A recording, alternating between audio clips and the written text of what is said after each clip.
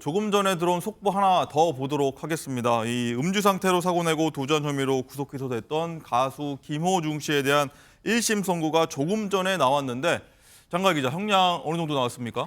2년 6개월을 선고받았습니다. 앞서 검찰은 지난 9월 열린 결심 공판에서 김호중 씨에게 징역 3년 6개월을 구형한 바 있습니다. 그런데 오늘 1심 선고 공판에서 2년 6개월이 선고가 됐습니다.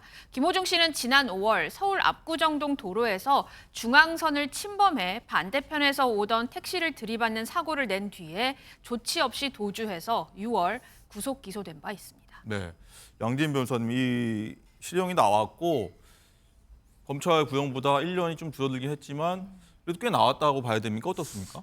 일단은 굉장히 좀 중형을 선고했다라고 보이기는 네. 합니다. 일반적으로 이제 검찰의 구형량의 뭐 한 절반 정도 내지는 거기에 못 미치는 형량을 선고하는 경우가 좀 일반적이라고 볼 수도 있겠어요. 그런데 어쨌든 지금 1년에 못 미치기는 하지만 그래도 사실상 검찰의 주장을 대부분 받아들여서 일단은 선고를 했다라고 볼 수밖에 없겠고요. 무엇보다도 여기서 많은 사람들이 이제 집중을 해서 봤던 것은 과연 집행유예형이 같이 붙어서 선고가 될 것인지 여부였는데 예.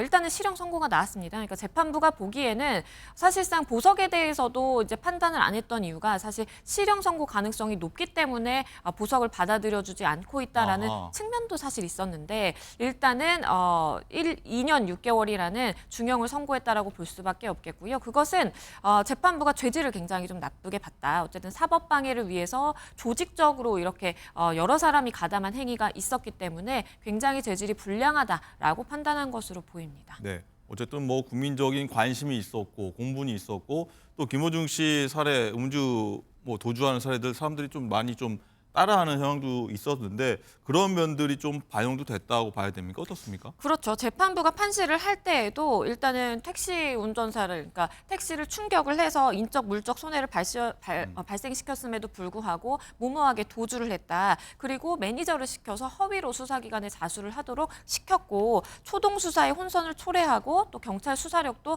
상당히 낭비가 됐다. 이런 부분들을 다 지적을 했거든요. 이것은 사실 김호중 씨가 음주운전이라는 것이 수치가 없기 때문에 사실상 음주운전 혐의로 그 유죄를 선고하는 것은 불가능했지만 사실상 위험운전 치상이라든지 관련 범죄를 선고함에 있어서 양형에 있어서 다 반영이 됐다라고 볼 수 있겠고요. 많은 분들이 아시는 그 술타기 수법, 그러니까 편의점에서 들러서 일부러 고의로 술을 마시는 그러한 행위들도 다 참작이 돼서 양형 요소로 고려를 한 것으로 보입니다. 네, 김호중 씨 좋아했던 팬들 같은 경우는 굉장히 충격을 받았을 것 같습니다. 한번 쭉 상황 한번 지켜봐.